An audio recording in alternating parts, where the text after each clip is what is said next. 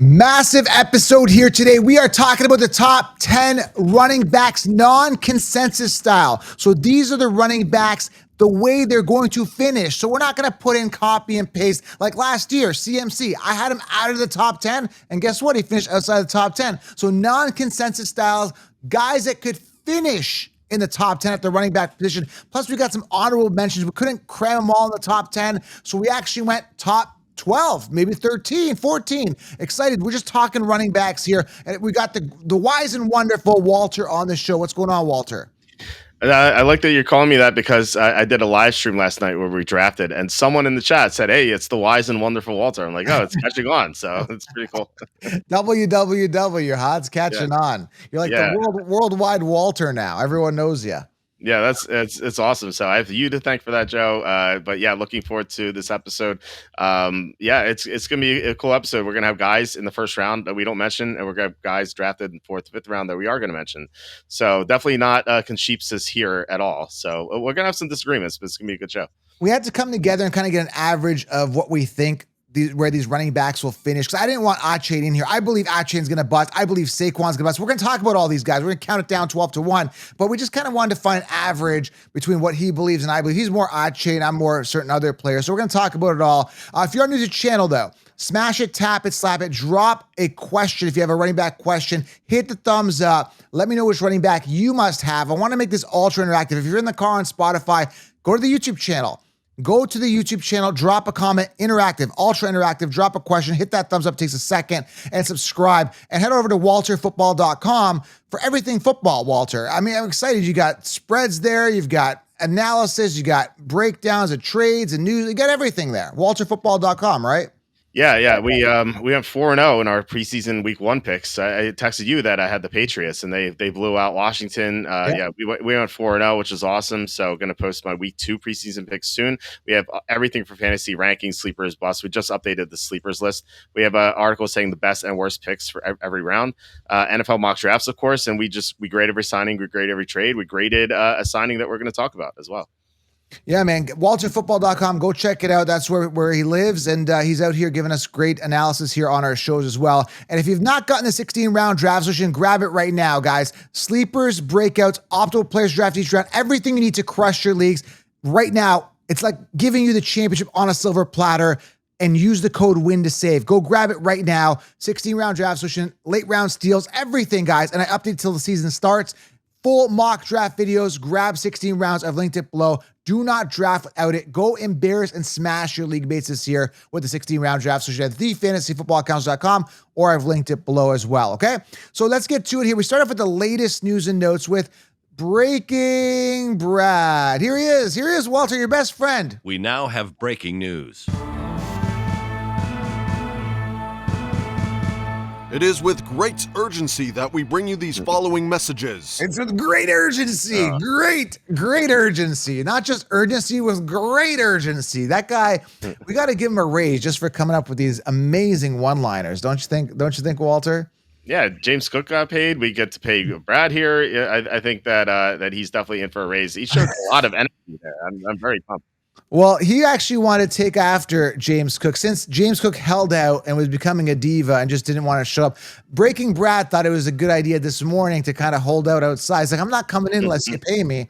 And so he was kind of holding out, but we negotiated a contract. So we can't reveal. It's undisclosed. So. Well, what if he held in? What if he just like was walking around the office, like just drinking coffee, but not doing any work? It's kind of like what James Cook was doing. It'd be interesting if Brad did that. Oh man, Brad's a character for sure. He came in, he wasn't hungover for once. That's a start. We're doing better. He's a party animal, that guy. All right, so let's get to the news here. Let's talk about that James Cook thing. This was like yesterday actually, because we're recording this. Whatever, you guys get it in the morning. This was yesterday, but $48 million extension. The deal includes $30 million guaranteed for a guy who had one good season. And I get that they should pay him, but I don't know, man. He just doesn't strike me as a guy that I would pay. Like, he's not that good. He was holding out like he was Saquon Barkley or something. I don't know. Are you a James Cook fan? I don't like the guy.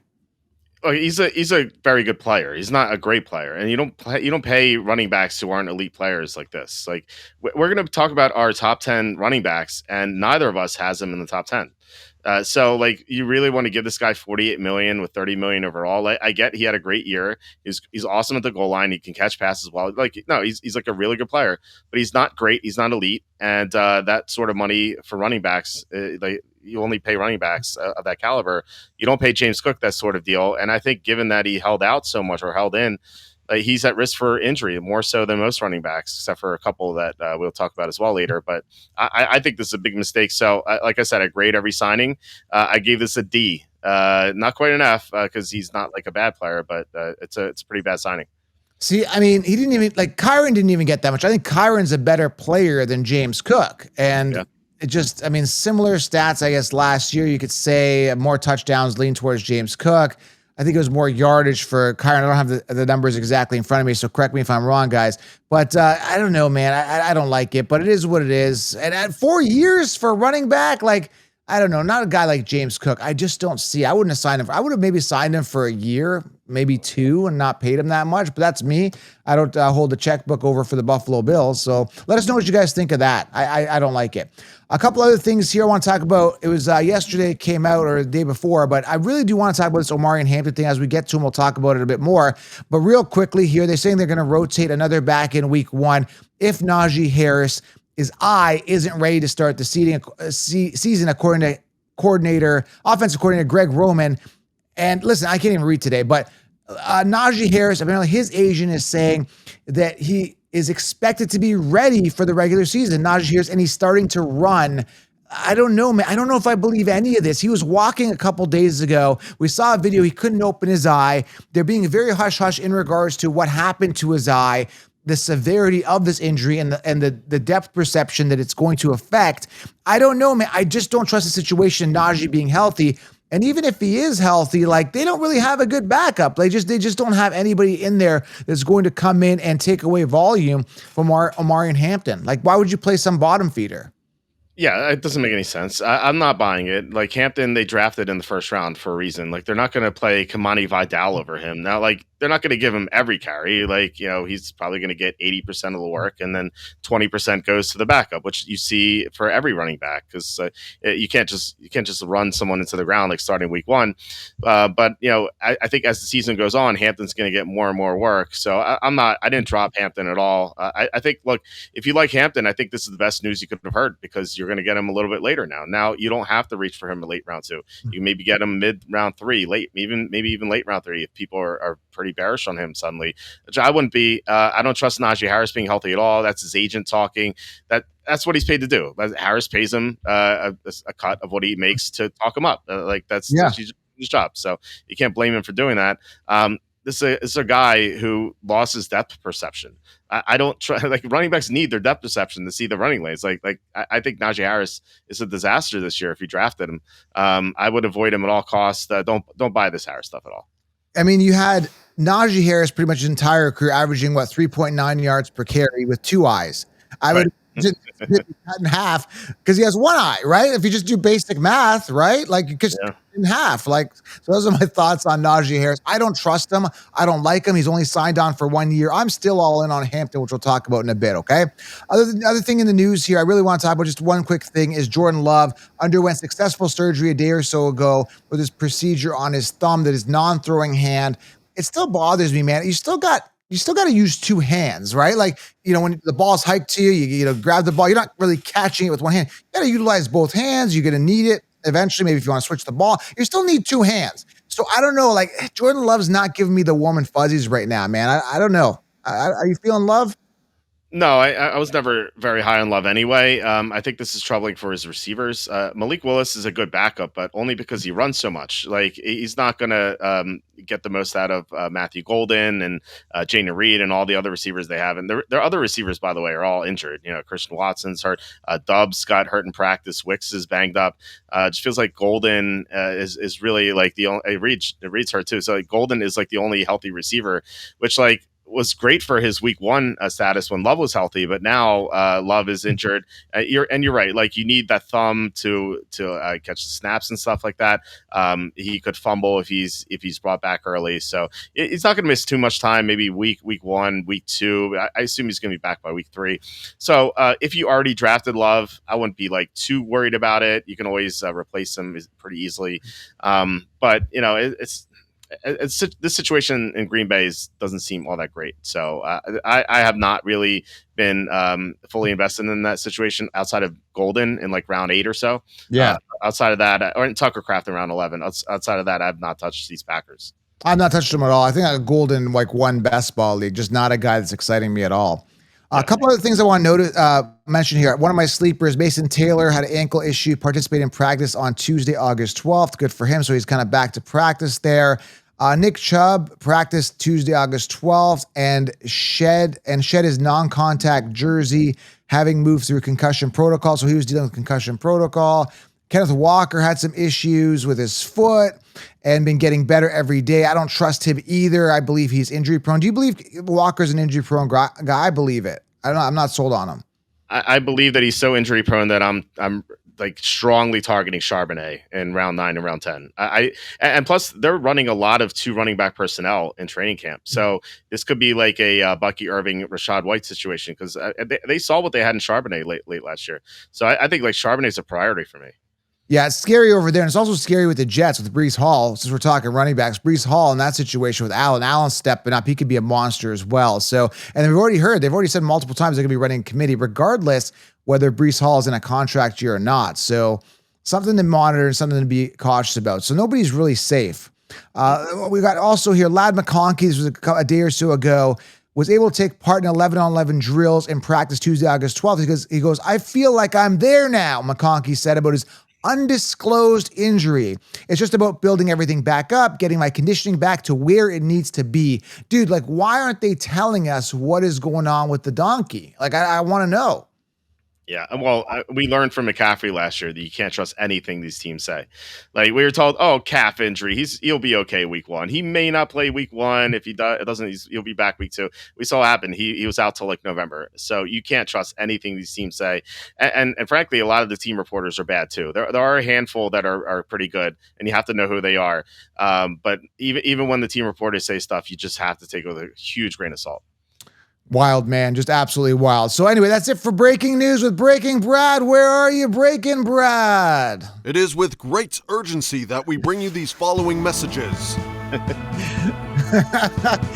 Walter, you like Breaking Brad. You know, doesn't it kind of upset you that he's on payroll making 6 figures and he has one line? It's kind of upsetting for everybody commuting to work right now, saying, I got to show up from 9 to 5. Right. And I got to work X amount of days. I only get 2 weeks vacation, which I did. I did that job for like 14 years. I did the 9 to 5 thing. So like, I don't know if it was 14, but anyway, it was a long time. It was like 12 years at least. I can't even remember. It's been so long, but he's getting your salary by saying one line. How does it feel, everybody? Probably not good. Well, it's a great one line though. So, I don't know. I'm in the minority here. I think that he deserves the money. And in fact, Brad, I hope you get paid even more. And the James Cook signing helps you get there. Well, if it makes you feel any better, like, that Bruce Buffer guy, he's got that one line. I won't even repeat it because it's copywritten, but he says something like, his line, Bruce Buffer, UFC, like he has his line. So, and he gets paid a lot. I don't know what he gets per event. It's over $1 million, I think, per event, every UFC event. So, I think Brad is making his way up. I would say he's making his way up to Bruce Buffer type territory. I would say. I think he's even there right now. I think it's Buffer and Brad, like the double Bs. They're 1A, 1B. I think Buffer and Brad. I like that. Oh man. Well, hopefully he's got job security. That's for sure. All right, so we're going to count it 10 to 1 as if these guys were going to finish there. So we're not focused on consensus. We're going to have people fall off, because if you look at the mainstream consensus top 10 here, you're going to have, in the top 10, you got Taylor, who's not in here. Jacobs, we're going to talk about, he's not in here. there's certain guys that are out of here. Like Christian McCaffrey's out of here. So we're bumping in some rookies that we think have some upside. So we're going to talk all about that. We're going to start from 10 all to 1, but down to 1. But again, remember, grab that 16 round draft session. Do not draft without it. Sleepers, breakouts, optimal roster, ironclad roster, principal cheat sheet, which I update till the season starts.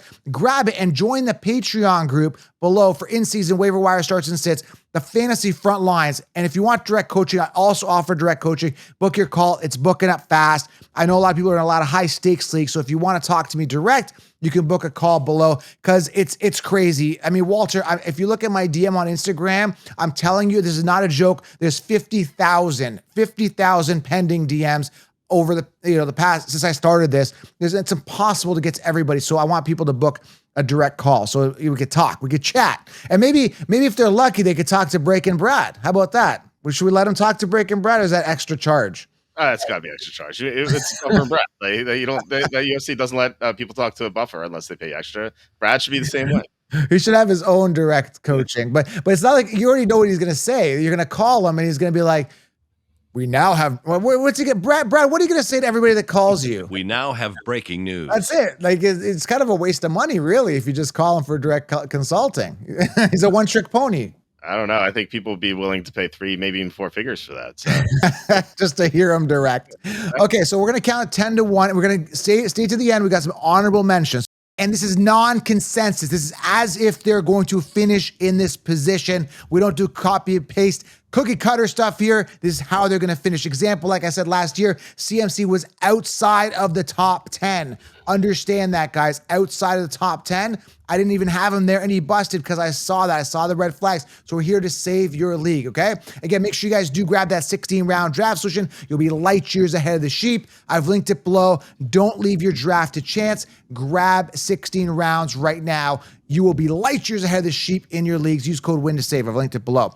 All right, so as you guys can see, it's scrolling here below. Travion Henderson is our number 10 because we both strongly feel this guy has top 10 potential. Looked amazing in training camp, phenomenal in training camp, phenomenal in preseason, explosive, elite. And it's such a great situation there where there's really nobody else that's going to take away that volume. Yeah, for sure. So with rookie running backs, you always have the concern about pass protection. You always hear that, like coaches say, we don't trust him in pass protection. He can't play third downs. Like Henderson right now is a top 10 pass protecting running back in the entire NFL, maybe even top 5. So he's going to be on the field on third downs automatically. And then it's all about like whether he can, how many carries he can siphon away from Ramondre Stevenson, who is not that good. Like he was benched twice last year for Antonio Gibson, who's not even close to as good as Henderson.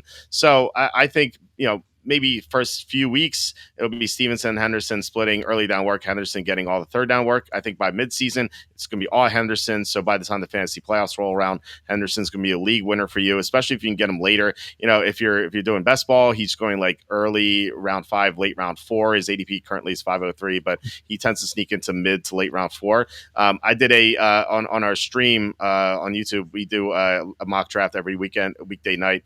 He went like 306 or something in our draft. Like that's probably where you're gonna have to take him like second half of round 3 or first half of round 4, unless he has like another crazy game in the preseason. Then maybe that'll turn to like late round 2. I talked about this. I did a big money league and I had to get him in round 3 simply because I drafted from the 10th spot. So I was at the end of round 3 and I just felt that like those 4 picks in between or whatever it was, like between, near the end of round 3, early round 4 would have taken them because they went wide receiver, and I didn't want to reward them with a running back like Henderson, so I had to take him in round 3, and I feel that's where he's going to be going. Look for him to even shoot up to 2 with the Omari and Hampton news, which we talked about briefly, and we're going to get to him as he's the next guy up. But listen, I love Henderson. I love the opportunity. Round 3 to 4 ADP on average. If you really want him, I believe you got to get him in redrafts leagues 12-person. High stakes, particularly in round 3. So go for it, man. I mean, it's just the opportunity is there. The talent is there. Should we be concerned about his injury, though? He was banged up in college, though, Walter. You remember a couple years ago? I'm not worried. I use this example all the time. Like Derek Stingley, the cornerback for the Texans, he entered the NFL. Everyone's so worried about his injuries. Oh, he was so hurt at LSU all the time. Well, last year he played all 17 games. So I like these injuries come and go. Unless it's like something chronic, like Christian McCaffrey has, then I wouldn't be worried about it. All right, let's move on to number 9. Again, this is the average of all our picks, okay? This is the average of who we like, because there's a couple of players in here that I would probably not put in the top 10, but because Walter liked them so much, we averaged them in to a potential top 10 finish here. But number 9 here is Omari and Hampton. We talked about it. If you guys missed the latest news notes, go back. But if not, just listen here. We got to talk about this because Greg Roman, who I'm not a fan of at all, and I would like to say some naughty words about him, but I don't want to do that because my kids watch this channel now. And, we try to keep it PG-13 for people listening in the car. So, listen, Greg Roman has said that regardless whether Najee is ready for week 1, they're going to run a committee. I don't like the sound of that. He says the days of the workhorse running back are gone, like the dinosaur. And for that, I want to box him. So I'm calling out for a charity boxing match against Greg Roman. I think I've got the age and strength advantage for sure. But regardless, I still like Omari and Hampton. I think the talent is great. I think the talent is elite. And I don't know, man, like this Najee thing, like it's a 1-year deal. We talked about it in the news. The depth perception thing, I don't trust Najee. I don't trust the situation, but I do trust in the talent. And if you want to win, which I think the Chargers actually want to do this year, Herbert's career is on the line. He's got to step up.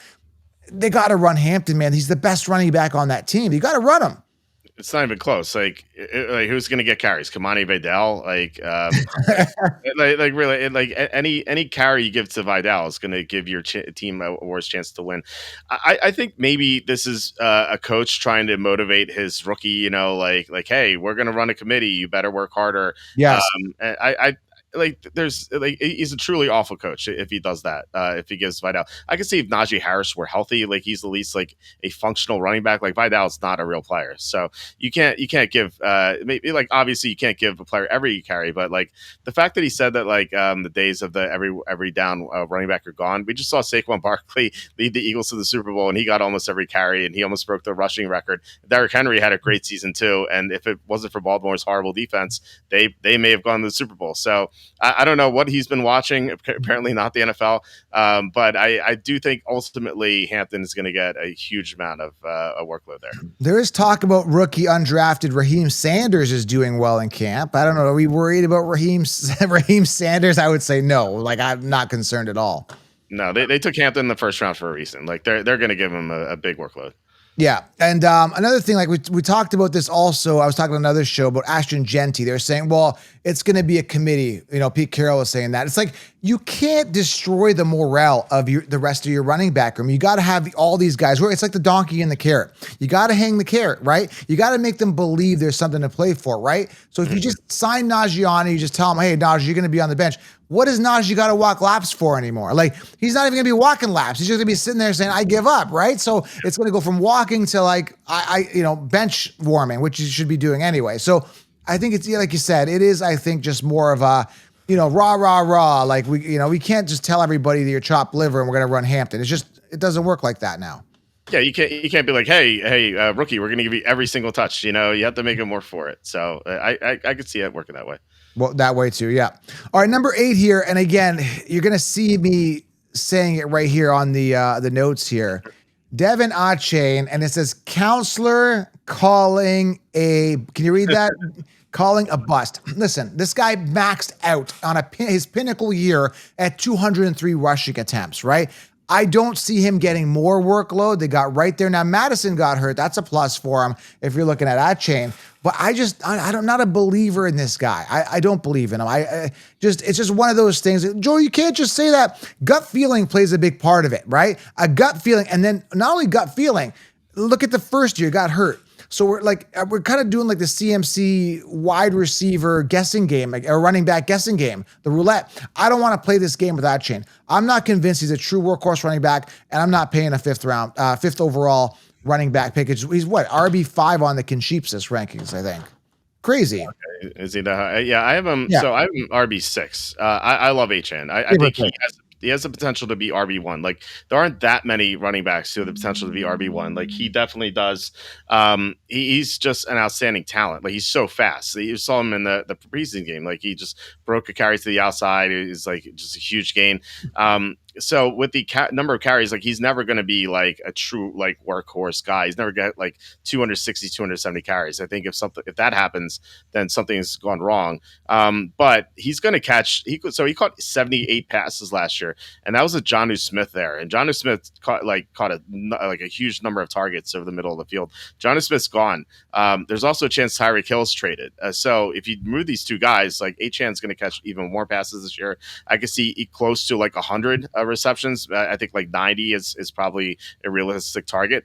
We saw in his first year, while he didn't get that many carries because he got hurt, he broke like 80-yard touchdowns all the time. It was insane because he had better blocking in his first year. Last year, he didn't do anything on the ground because that blocking was awful. But they signed James Daniels, one of the best guards in the NFL. They drafted a guy on day 2. So if that rookie is good, suddenly their offensive line in the interior is going to be much better. I still don't like their tackles. That's more pass protection. But the interior, like they're going to allow Achane to get a bigger, more production on the ground. So if you like marry those two, if you get like the insane yardage per carry from year 1, and you get the receptions 90 or so from year 2, and you put them together, that's an RB1. Now he could get hurt, sure, but any running back could get hurt. We saw that year 1, year 2, he didn't really miss any time. I think he missed 1 game. So I like he doesn't have this extensive injury history. I can see why people think he's brittle. But like there's been no evidence outside of his rookie year, which is only 1 season, of him being injury prone. Now, if he had like chronic stuff like McCaffrey, I would not touch him. But he doesn't have the chronic stuff. So, well, yeah, he can get hurt. I think that there's the upside. I think is just through the roof, and so that's why I'm drafting him. He's still batting, 500. Like it's a 50-50 coin flip. He's only played 2 years, and he's 190 pounds soaking wet. So I don't believe in him. I know you have a compelling case, but when my mind is set. Achane just feels like a fake and a phony. He reminds me of like maybe because he was on Miami. What was that running back? Don't draft Ajayi or something. I'm not high on Jay Ajayi. Remember that? Yeah, he was never nearly as talented as Achane, though. I know. I shouldn't be comparing the two, but I remember a year where everybody was high on Ajayi, and I was like, I was not high on Ajayi, and I'm like, don't draft him, and he busted. It just gives me that Damian Williams. Remember that there was a year where Damian Williams had a decent year near the end, and then everyone was drafting him at a Derrick Henry. I'm like, no, Derrick Henry is better. People thought I was crazy. He just feels like one of those fake and phony running backs that just doesn't belong there. Like he doesn't belong. He's not a true, athlete, like a workhorse running back. I don't see it, but we'll see. I could be completely wrong and eat these words, and I'll eat them if I'm wrong. All right, number 7 here. I got him out of my top 10. Like I don't have any stock in him, but I definitely see the appeal. Is Bucky Irving. The guy is a great talent. He is sitting number 9 on the consensus. We got him a little higher here just because Walter likes him so much. So I'd rather have some of these rookies over him just based on the way that I'm drafting. I'd rather have some of the guys above him that we're going to mention here. But the opportunity is there for Bucky, right? But you got to get second round for this guy in redraft. I'm going to put this in here, round 2. Yeah, he's going mid round 2, around there. Sometimes late round 2, and then if I'm drafting, I take him early round 2 if I'm in that area. He's my RB4. Like I have him way above everyone else. Talk about like consensus. Like I'm drafting Irving like much earlier, and I don't understand why he's going so late. Like he's so talented. We saw that last year. He wasn't even like the full time running back until the middle of the season, and then he took off. And then like you saw Rachaad White last year get a number of touches. I think they're trading Rachaad White. They played him with the backups. Like we if you watch that first preseason game, they didn't start Baker Mayfield. No, Mike Evans was not there. But guess who started at running back? It was Rachaad White. Bucky Irving is nowhere to be seen. So like if they valued Rachaad White at all, they would not have played him with the backups. I think they were showcasing him for a trade, and then he got hurt. So I don't know if he's going to get traded even now because he's banged up. But Rachaad White even said himself, he said, "This is my final year in Tampa." So all signs point to Irving just getting a huge workload this year. The Buccaneers have a great offensive line. You have the Tristan Wirfs injury, but he's not going to be out for that long. So once he returns, it's going to be huge for Bucky Irving. I think that we talked about potential RB1s. I think he's a potential RB1. So I love Irving. Again, I don't understand why he's going so late. We've got Sean Tucker there who should get some work. He's only 23, 5'10", 205. I think Sean Tucker is being slept on. He didn't do anything in his rookie year. Last year, only 50 attempts, 308 yards, 2 touchdowns. So I think they're going to work him in a little bit, but there really is no major threat to Bucky getting the volume. Like last year, 207 attempts, 144 were wasted. Yes, I said it, wasted on Rachaad White. He averaged 4.3 yards per carry, 3 touchdowns, but if he's gone and if it's limited, but if White stays and he steals that much volume, I don't like that, man. I don't like him taking away that much, 144. Well, he's not. Yeah, I don't think he is though. I think he's either gone or he's just gonna be reduced offensively. I don't see Rachaad White doing much. Like the fact that they played him with the backups and the rookies in the preseason game just told me everything that I needed to see. And like Irving's gonna be awesome this year. And if you want a handcuff for Irving, it's not White. It's Sean Tucker. Yeah, for sure. Sean Tucker, way more upside. I do like Irving. I just personally like other running backs better, and some of the guys we're going to mention up above here, okay? Number 6 here is Ashton Jeanty. I have him a little bit higher, and, we had to put a couple other guys because, again, Walter got in here, and he likes some of the other guys ahead of him a little bit more. So it dropped Jeanty a little bit. And obviously, I think the biggest thing with Jeanty right now is the concern with the 3 attempts minus 1 yard. I mean, football. You know how those plays work. Was that even a stacked box? I mean, it seemed like Seattle rushed in. They weren't ready. The O-line collapsed. Jeanty somehow only managed to lose 1 yard. Looks like he kind of fell locked in the -1. I think that play could have been a lot worse. I don't know, man. Was it bad play calling, you think, there? Was it just Jeanty not being ready? Like, what do you think here? Because there's a lot of talk about that -1 yard. They're calling him Ashton -1 Jeanty. Right? That's pretty great. It wasn't Genty's fault. It's the offensive line's fault. But here's the scary thing: the Raiders played their starting offensive line, and Seattle played their backups. And the starting offensive line could not push the backups around. That's a major concern for Jeanty. Like the Raiders' offensive line, outside of Colton Miller and one other guy, like they really don't have much there. So I just don't know if he's going to get the run blocking. And you mentioned the stuff that Pete Carroll's saying, like committee, like at least like Raheem Mostert at least was a real player in the past. Like he's not Kamani Vidal. Like 2 years ago, he had all those touchdowns. So Pete Carroll's an older guy, like Mostert's an older guy, and like Pete Carroll has had this before. They had Rashad Penny in the first round. Seattle did, and then Pete Carroll just never gave him any touches. Obviously, Genty's going to get touches, so they draft him so highly. But I think, like I've said this before, I think you're going to get annoyed by Mostert, and you're going to be like, why is Mostert getting 12 carries and Genty's getting 18? It should be like a wider spread, like 24-6. But I think second half of the year you'll see more of that. I think first half of the year you're going to be frustrated. Plus, they don't like him on third down. I talk about how Henderson is so valuable because of third down. They don't trust Jeanty on third down. It's kind of like RJ Harvey in the preseason game. If you watched it, Harvey looked explosive at times. He did not play a single third down. So that's something that Genty's going to have to overcome too. I hope you're wrong. I usually agree with you on stuff, but I'm just hoping you're wrong. I mean, we're talking elite talent. We're talking, generational talent here with high draft capital. And if the Raiders want to win games, they got to play the best guy. I don't think, you're not going to go with Mostert as I would not be playing Mostert over generational talent. Mostert's not that good. So I think Genty's going to be a 3-down back eventually. Similarly, situation mindset where they don't want to tell you this stuff. They don't want to say, hey man, like, we're going to bench everybody. It's just going to be the Jeanty show. And again, you got to light some fire under Jeanty as well. It's just not given. Things are earned, right? Just like you earned your way in the NFL, you got to earn your way as a roster spot too on top. So that's my thoughts. I still like Jeanty, but some people are asking, are you off Jeanty? No, I'm not off Jeanty. I still love him. I believe in him. I'm not going to let one play affect how I think about him, but obviously there's some concerns. It's not something you want to completely ignore. So, we got to see more. Maybe we could see more preseason and we're going to see if he's going to actually run more than 1 yard. That's going to be important, for sure. Getting positive territory is a good thing. Yeah. I mean, anyone could run for -1. You and I could have got in there and got -1, right? We could have just stepped back, right? You know what I mean? Let's say, take a hit. Take a kneel down, yeah. That's it. All right, next guy here. I got mixed feelings about him. He was a 5th-round pick. Now, I'm a big Kyren guy, so Joe, remember Kyren was never, an early round draft capital guy. He did well.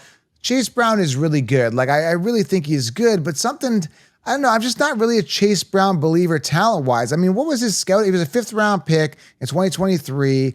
His rookie season, what do you have? He didn't do anything. 44 attempts, 4.1 yards per carry. And then he absolutely took off last year. 229 attempts, 4.3 yards per carry, 990 yards and 7 touchdowns. He just became the man, right? So I don't know. I just don't know if he's a pretender yet. Like I know it's a good offense. I get it. Like they got enough weapons to spread the defenses back, less stacked boxes, opening up lanes. Like I get all that. I just don't know if I'm a Chase Brown believer. I don't know. Like something's telling me that there's something. He feels like a phony. Like when you have like like I can't explain it, but like one of them, like, Is This Cake? There's a show called Is This Cake? And you don't know whether if it's a real cake or not. I don't even know whether he's a real is he a real running back? I don't know. That's what I'm feeling. I could be wrong. So with Chase Brown, like he entered the NFL as like a strong build, like a guy with explosive talent. The question with him was like football IQ, running vision, stuff like that, which I ordinarily just like I'm concerned about. That's the concern I have with RJ Harvey is like while he's explosive, like I don't know if the football vision's there, and I think that's like what went wrong with Miles Sanders, because Sanders had a couple great years of the Eagles, but that was because the Eagles offensive line just made things so much easier for him. And then we saw Sanders without the Eagles. Like I don't know what happened to Chase Brown, but like his football IQ just like skyrocketed last year. And like now he's seeing the running lanes and stuff like that. So he's improved in that regard. Usually it's something that is difficult to improve, but he did it. And he's a great receiving threat out of the backfield. Like he just seems so natural in that offense. We saw it in the preseason game. Like he's such a great fit there. I like Chase Brown a lot. I'm not getting to him as often as I probably should. He's my RB5. The problem is I have Bucky Irving RB4, so I'm taking Irving over him. But I sometimes like you guys know how many drafts I've done. They're like 153 drafts already. So sometimes I'm like, oh, I have to take Chase Brown here just to mix things up, because otherwise I'm just going to get Irving over him every time. But no, I mean everyone in that Cincinnati offense is going to be great because that defense is so horrible. They're going to have to throw a lot, and Chase Brown's going to catch a lot of dump offs. I just don't know if he's the real deal. Like when you look at a caliber of a player, you look at Genty, that prototypical alpha elite talent guy, Barkley, alpha prototypical running back, alpha, Bijan, Jahmyr Gibbs. These guys are the alphas, the ultra elite, the strong, the mighty, right? CMC in his, big year. Like, that these guys are built like rocks, like solid, right? I'm just getting this like, I don't know, like he's just like, like gonna dwindle away like a Rashad White or something. Like that's the feeling I could be wrong. Like I could be totally wrong, and Chase comes out and has his. I'm just telling you what I'm feeling, and that's why I've gone other options that I feel more warm and fuzzy about. You don't get that vibe at all that he's just not a real, alpha dog. I don't think he's as talented as those guys you mentioned, but like, I mean, the opportunity's there, and he's not above like ranked among those guys too. Like we're gonna get to the top 4, and I think those are special players. Like how many players can you say that about in the NFL these days? Like, maybe Greg Roman is right. Like the day, like the workhorse running back is done, but but there are certain guys who are workhorses. And, I think Hampton could be that. I think Henderson can be that, right? I really do. Yeah. I think some of the honorable mentions we're going to mention could be that. So I don't know. Something's telling me I could be wrong. Let me know what you guys think about Chase Brown. I'm getting the weird vibes off him. Like he might bust. I could be wrong. I hope I'm wrong for everybody that drafted him, because I am recommending him in 16 rounds. But yeah, I got him in a couple of best ball leagues. It's one of those ones I have a clear vision on how I feel about a running back. Either I'm in or I'm kind of out. Like Achin, I'm out. Like I just know I'm out. Like I don't feel him. I don't like him. Henderson, I'm in. Hampton, I'm in. Like there's certain guys I'm in, but Chase is kind of like I'm on the fence. So we'll see. We'll see if we'll come back to this video. It'll be interesting. Yeah. See how it plays out. An injury counts. Like I'm feeling maybe an injury. I don't know. Something's telling me my fantasy senses are tingling here, Walter, about Chase Brown. Could go either way, though. All right, number 4 here, I like a bit more, and I get that question asked a lot. Who do you like better, Kyren Williams or Chase Brown? And for me, it's Kyren. He proved he's a top dog. Maybe I'm a little biased because he was on the show last year. Super nice guy. We asked him, we should play it. We should roll that clip, actually, again. So the fans have some questions for you, man. And the first one is, should we draft you? That's one of the listeners asking. Is the elephant heavy? Duh. Absolutely. Draft me. I love the confidence, man. That is absolutely huge. And from last year, we asked him, is an elephant heavy? He goes, I asked him, should we draft you? He goes, is an elephant heavy? I'm like, yeah, like he's just being smart, but he's funny, right? And he got paid, right? What is it, 3 year, 33 million, 23 million guaranteed, something like that? Yep. Well deserved. I mean, I think he should have got paid more than James Cook. That didn't happen. So listen, I'm in on this guy. I like him. Volume's there. I'm not concerned about anybody else taking any volume. Hunter, Quorum, not a concern. This is the guy. They wouldn't have paid him if they didn't believe in him. And it makes me feel, usually I'm concerned with players getting paid because the contract hangover. In this case, I think this guy was hungry. I think this guy's got a chip on his shoulder still. He's got lots to prove. After talking to him, he's got that like swagger. Like, I want to leave a legacy. I want to be one of the greats, the Adrian Petersons of the world, the Emmitt Smith. I want to be that guy. That's his mindset. And I know that firsthand from talking to him. What are your thoughts on Kyren? Do you feel the same way? Yeah, I love Kyren Williams. You can get him third round. I don't know why he's going third round. It feels like he should be going like late second, along with Bucky Irving, Chase Brown. Like, he should be in that area, but like he's in a spot all by himself. I guess along with like Hampton, a little bit later is like Breece Hall. Like he has the experience over Hampton, and he's better. He's in a better situation than Breece Hall. So I'm getting him a lot in the mid third round. It's either him or Hampton, like usually, and I think that you can go either way. Like, we have Williams a little bit higher here, but you can make the case for Hampton as well. The case against Williams is that like his left tackle's out, Stafford has the back injury.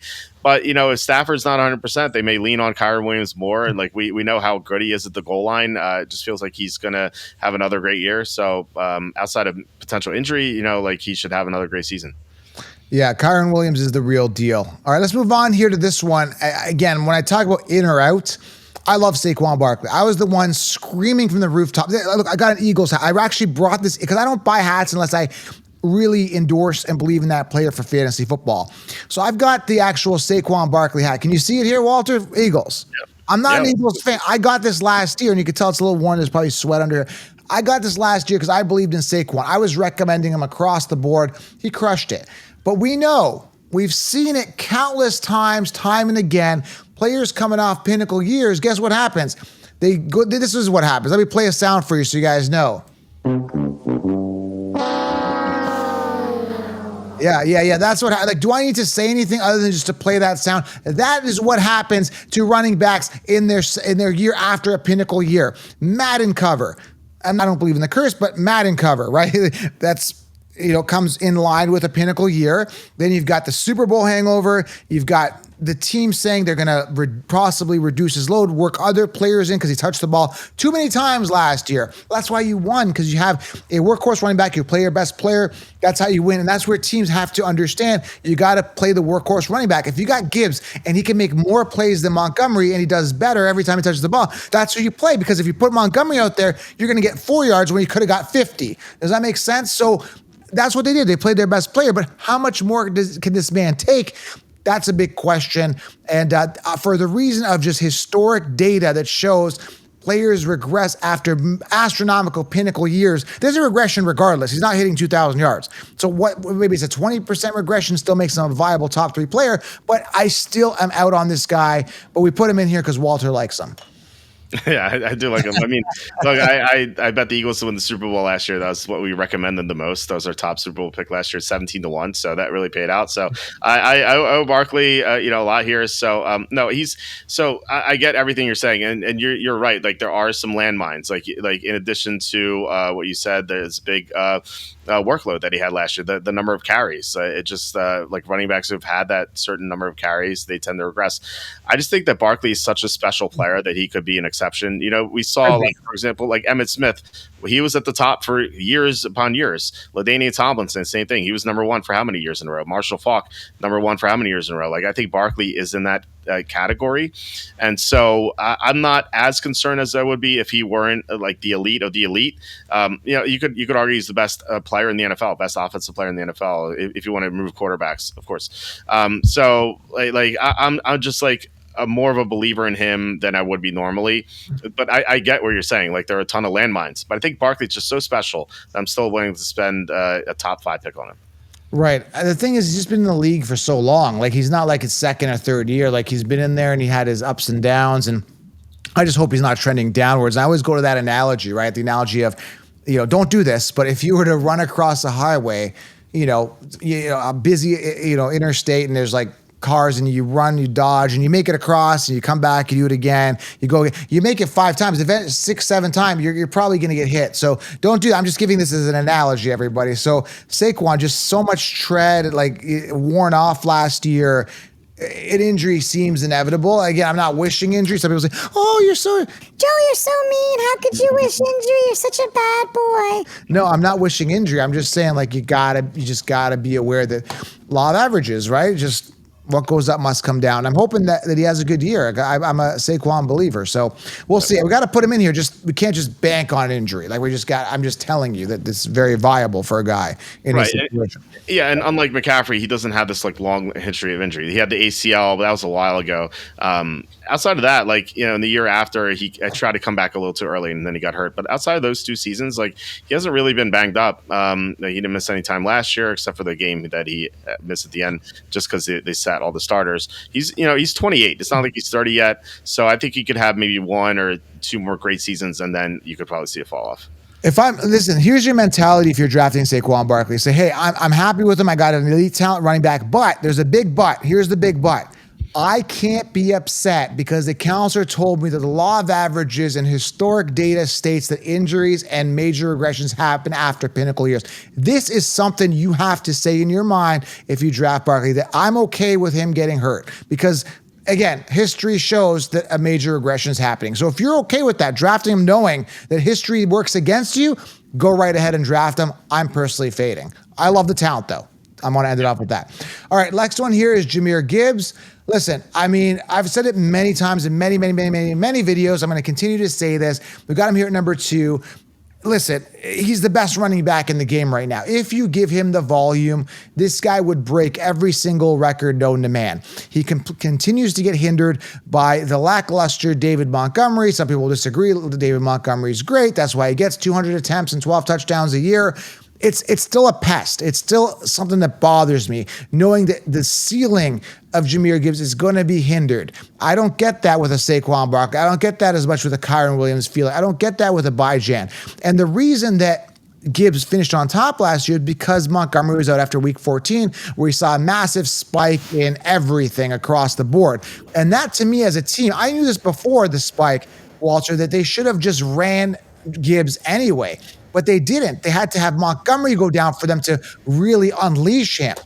That should be enough proof to say, hey, if we want to win, we got to run Gibbs and bench Montgomery and only use him when Gibbs needs to get his shoelaces tied or he needs to take a leak outside or something like that.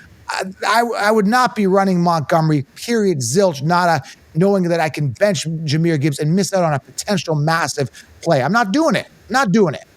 Yeah, I hear you. Ben Johnson's gone though. Like, he was the guy who kind of is the mascot for David Montgomery. So like it's no coincidence that Ben Johnson's gone, and suddenly you're hearing, oh, Jahmyr Gibbs is finally running with the starters instead of the backups. Yeah, we're like, hey, they're going to use their best player. What a great situation. Like, it's funny that like Ben Johnson's seen as this great offensive minded guy, and like, I mean, granted, his play calling is tremendous, but like, I feel like he overthought things a little too much. Like, yeah, I get like you don't want to run the rookie into the ground or anything like that, but like by his second year, like Gibbs should have gotten like way more work, and then we saw what happened at the end of last year. My worry here is just not outside of Gibbs. I think Gibbs, like you said, potential best running back in the NFL. I think Barkley, but there's the age there plus the potential injury, so you could definitely argue Gibbs is the best running back in the game. But there are just so many landmines here too. Like, Detroit is going to be worse this year. Their offensive line lost their top center, one of the best centers in the NFL. He's gone. They lost one of the best guards in the NFL, so their blocking is going to be worse. They have a tougher schedule. Last year they had a joke of a schedule. This year they had the number 1 most difficult schedule in the NFL, and their offensive coordinator is gone. So I think you're going to see a bunch of things go wrong for Detroit this year. I don't even have them making the playoffs, but I think of every Detroit fantasy player, I think Gibbs is less likely to be impacted, just because like they're going to be playing for more from behind this year. They were 15-2 last year. There's no way that's happening again. If they're trailing more, that just means more dump offs to Gibbs and fewer touches for Montgomery. So that's just going to happen naturally. So Gibbs maybe won't reach that rushing potential, but receiving wise, that's going to like balance itself out. So Gibbs definitely locked in as top 3 running back. Definitely. I love him. I love the talent. And, if I'm there, first round, early picks, he's definitely a consideration after the next guy here, which we'll get to is Bijan Robinson. Bijan, not by B. It's not even Bijan. Remember, he came and said it's Bijan now. Bijan. I feel like he should change his name every year and like just stay in the news. That's a good marketing strategy. I was in Niagara Falls, actually. We should probably play the clip here, but I actually went and asked random people, some football fans, some not, how to pronounce his name. We got some interesting reactions. So we should actually roll. I think if I find that, we should roll that clip. What do you think, Walter? Should we roll it? Yeah, that'd be awesome. I'll roll it. I'll put it into post here so you guys can watch it. So let's roll that clip here. Watch it. Let me know what you guys think. How do you pronounce this name, please? If I had to guess, I'd say it's B1. B1. I'm in the greatest place on the planet, Niagara Falls, one of the wonders of the world. And I'm asking the most important question. How do you pronounce this name? Is it Bijan? Is it Bijan? Let's find out. How do you pronounce this name? If I were to take a guess, I'd say Bijan. Bijan. Okay. All right. So how do you pronounce this name?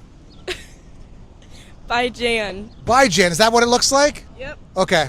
I always said Bijan. Bijan. He actually said it's not Bijan, it's Bijan. Yeah, I seen that. Yeah, it was recently. Nah, fake. He's lying. He's lying. There you go. I always say Bijan. Bian. Bijan. Okay, that's a new one. So this guy actually watches football. So how do you pronounce his name? Bijan. Bijan. And he watches football. Bian. Bijan? Bijan. Bijan? Bijan. So how do you pronounce this name? Bijan. Like Dijon mustard. Okay. Anyways, but yeah, so there you have it. It's Bijan, Bijan. I just thought I'd share that. I think it's funny in the top 10 episode because this gets a lot of views. And I wanted to go out there and showcase my interview skills out in public. So there you go. So anyways, but and let's talk about him real quick. If there's any scenario, any landscape where the workhorse running back is solidified his position and separate himself from the backup, this is that dream scenario because you have others, and stay to the end because we got honorable mentions, but it's that dream scenario where Gibbs has Montgomery, Saquon pinnacle year. Kyron's good too as well, but not really, you could say, on the caliber of a Bijan or Bijan or Bijan, right? It's Genti maybe, but we don't know. And the offense, right? So it's kind of that perfect storm, man. Like he's got to be at the 101, barring any type of injury. Like he's the guy, right? Like I can't debate this. No, I wouldn't debate it. Like I can make a bear case. We made bear cases for every player in this top 10. Actually, like except for me, Bucky Irving, I didn't really make a bear case for him. But Bijan, as he's gone now, or Bijan as we used to call him, there's no bear case for him at all. Like the offense is going to be really good. Penix is going to be better than Cousins. We saw that last year. Cousins was shot. Like he's done. Maybe he bounces back because it's another year removed from torn Achilles. But like they're going to get more out of the quarterback position with Penix this year. The offensive line is still really good. I know they lost their center, but outside of that, like the offensive line is still intact. And while it's not like elite, it's definitely really good. And then you have Drake London downfield, just causing a distraction, so they can't really load the box on Bijan. So Bijan is just going to have a great year, I think. Like there's no injury risk. There's no one to take away touches from him. I know Tyler Allgeier's there. Allgeier's like a good player, but he's not close to the level of Bijan. Not even close. Right. So like, and they know like Atlanta this year has a great chance to win the division and obviously get to the playoffs if they do. I bet them to win the division. I think that's one of my top divisional bets this year. You get them in like with boost, like plus 480, like almost 5-1 to win the division, which is pretty crazy. I love Atlanta this year as an underdog, team. And then Bijan just going to carry the load for them. So yeah, he should be taken at 101, like no doubt. Let's go to some honorable mentions here. I like Bijan at 1. Let's go, and we're just going to lump some of these guys in one discussion here. I wanted to slide some of these in the top 10, but obviously with us kind of agreeing on our own kind of average, we push some of them out. But guys like Josh Jacobs, Derrick Henry, is it his fall off year? CMC, I think he's trending up this year. No way but up from last year, obviously. But do we trust a guy who's really 2 for 5?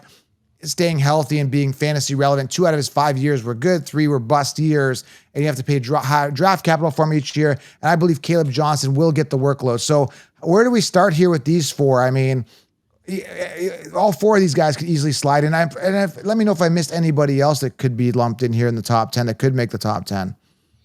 Yeah, the other someone might say like Jonathan Taylor. We're both down on him, so like neither of us has him in the top 10.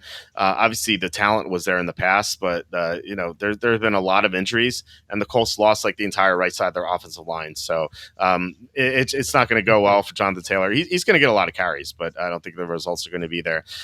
Jacobs and Henry, I personally have in my top 10. I have Henry 7 and Jacobs 8. This could be the fall off for Henry. But given that he's 31, but he doesn't have an injury history, so he could potentially have one or maybe two good seasons. And I just love Baltimore so much this year that I'm willing to elevate him. Baltimore is my pick to win the Super Bowl this year, so I like. I'm not getting the Henry just because I have Irving and Chase Brown over him, and they're going in the same area, so I'm just taking them. Like I just haven't drafted Henry that much. But if I'm on auto draft and I get a Henry for some reason, then I'm not like too upset about it. Same thing with Jacobs. Jacobs is going late round 2. I'm getting a little bit more than Henry. Green Bay's offensive line is really good, and they're going to open up some lanes for Jacobs. And like all the backups behind him are hurt. Like Marshall and Lloyd's hurt. Emmanuel Wilson, who they had last year, he's hurt as well. So there's really no one to take carries away from Jacobs. He's a good player. He's a really good player. So I like him as well. The other two guys I don't have in my top 10. I could see the potential for Caleb Johnson. But we are definitely on board with Christian McCaffrey being out of the top 10. Like every time he goes like 105, 106, 107 in a draft, I'm just like, what are you doing? Like this guy has chronic Achilles tendonitis in both of his legs. Both of them, and it's chronic. Like this guy's not going to stay healthy. Like he's played 43% of his games since 2000. Like it's not going to end well. Don't draft Christian McCaffrey, please. Yeah, it blows my mind that the Conchiefs are still drafting him mid to like late first round, which is wild for a guy who's like let them down every single year. It just blows my mind. So CMC, I'm completely out on. I don't trust him at all. In regards to Henry, yes, it could be his fall off year. I don't want to be there to pick up the pieces. And with Jacobs, I think they just ran the ball a lot more than they should have last year. Injuries, concerns at quarterback, wide receiver. I think they're going to have to throw the ball more. That's why they added Matthew Golden. I think that's kind of the focus this year. So I think that's going to naturally regress Jacobs in general, but he is in a good position. And I just think Caleb's the man. I know, there's obviously talk about pass protection issues. I think that's something he can overcome if that's his main concern. The talent is there. The ability is there. Warren's not a non-factor. And I only say this in every video. If you believe Warren is the guy, you wouldn't have drafted Caleb. That's our workhorse. So don't tell me that Warren's your guy because he couldn't pass 3.9 yard per carry Najee Harris to save his life. And that's not hard to do. Najee Harris was I was a Najee Harris owner because I had him in his rookie year.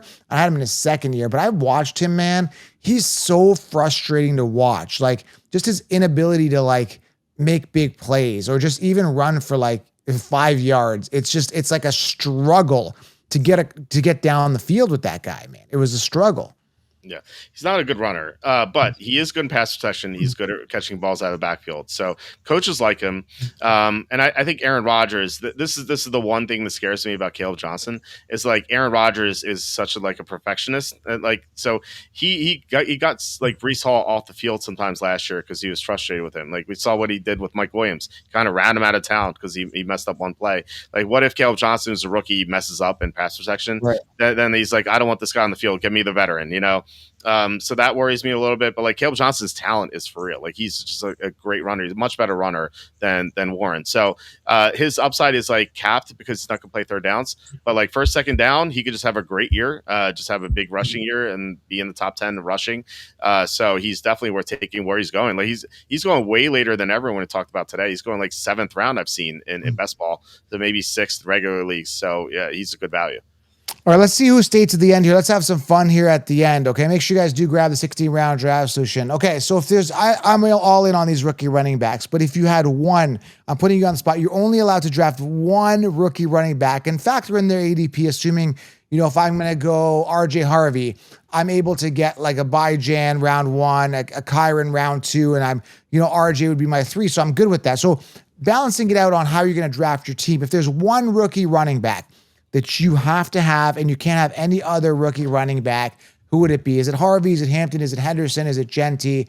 Who is your running back? And I'll answer it too, and it's a tough one. Who would it be? Well, I mean, I could tell you based on the 153 drafts I've done. I drafted Travion Henderson more than any other rookie running back. I've drafted him in 14% of my drafts, and everyone else is like 10%. I think Jaden Blue is like kind of close because his ADP is like 11th round. But like the real players, like Travion Henderson, he's I said it before, he's so good on third down that he's automatically going to get that work, and it's all upside from there. And Stevenson's not good; like he was benched twice last year, as I said. So Henderson is is much better when you got him fifth round. Now, if you get him fourth round, if like if your league mates are behind and not really caught up on everything, then you could probably just take him fourth round instead of third. And then that just provides such great value because like look, we have him in the top 10. If there's a top 10 running back, he should be going in the first 2 rounds. The fact that you get him in the fourth round is just insane value. So that's my answer. I think if you want him, you got to go third round for Travion Henderson. It depends. Yeah, I think it depends on your caliber of your league mates. Yeah, that is for sure. Now in a high stakes league, which I was in, I had to grab him in the third. So yeah, I think in some casual leagues, he might slip to fourth with ease. But if there's more preseason stuff happening and he continues to crush it, then look out. He's just going to continue to go up. This is such a tough one, man. And I should have even asked it because I don't even have a straight answer because there's so many question marks about everybody from Genty in that offense. Do we trust him? He's such a good guy to get in the first round, especially at the end of first round, because the options there at wide receiver. I'd rather go running back. He's the best running back there. Even early second, I see him slipping. Then you got Omari Hampton. Like, what's going on with the Najee thing? Is Najee even going to be a factor? If not, and he is the workhorse, and it's clearly Omari Hampton. Like, for me, it's got to be just because I've watched tape. The guy's hurdling over people near the goal line. He's just such a good running back in such a great situation with a good O-line, and man, just so attractive. When he looks to fantasy. And then you got Henderson, who looks like it's like a plug and play. And then you got Caleb Johnson just based on value, round 6. I mean, you're potentially getting a workhorse. It's a tough decision. But if I were to have to choose, it's between Henderson and Hampton. And if everything goes well, but it's just that news with Greg Roman is really bothering me, man. And the fact that they're saying that Najee could be back is just annoying me. So the way that it sits is I'd say Henderson, because I can get him around later and the path seems clear. And then don't forget about RJ Harvey too, right? You get him around 4. This guy, I mean, he's very shifty, elusive, the ability to make people miss. Then you got to contend with Dobbins. Dude, I just wanted to have this like open, think out loud talk about these guys because it's rolling around in my head like constantly. But as it sits right now, August 13th, mid-August, I'm just so attracted to the Omari Hampton to me right now. I just got to have him. And I'd balance it out. I'd get but the thing is you got to get Kyron round 1 if you want Hampton, right? That's a tough thing. If you go Henderson, you can stack Kyron with Henderson, right? You can go, you go wide receiver, running back 1. If you get Gibbs, if not, you go wide receiver, you go Malik, then you go Kyron, then you get Henderson. So Henderson seems like the best option right now, logically, right? Yeah, I think so. Henderson is, like I said, my number one guy, 14%. My number 2 is Hampton at 10%, and then I have Caleb Johnson at 7%. He's number 3, not counting late round guys. So that's where I've drafted these running backs. But yeah, I mean, there's so many good ones this year. This running back class is awesome. I think next year we have Jeremiah Love, who's they call him the next Nick Chubb. So we're going to be talking about him next year. But for this season, like you can't go wrong with most of these guys. Outside of Christian Judkins, we saw that draft I did last night. Someone took him like 9th round. I'm like, don't do that, please. Yeah, I don't think he's going to play. Who knows what's going on there? It's a mess. Yeah. So yeah, there you go. Top 10 fantasy football running backs, non-consensus style. Walter, man, what a show. I mean, this is one of those shows that gets a lot of views, a lot of eyeballs. And I just love talking running backs, giving people the true perspective on how to win their leagues, honestly. Just the way to do it. You have to get these guys. So we listed 10 of them. Try to get 2. I know that's tough in a league with 12 people. Try to get at least 2 of the top 15. Try to get 3 in the first 6 rounds because this is the foundation of your team. You can get sleepers later. You get some decent receivers later. Dante Thornton, of course, you can get in double-digit rounds. But you have to get these running backs. Don't do 0 RB strategy. That's where like it works like 1% of the time, and the person brags about it. Like it's never going to work for the most part. But yeah, get these guys for sure.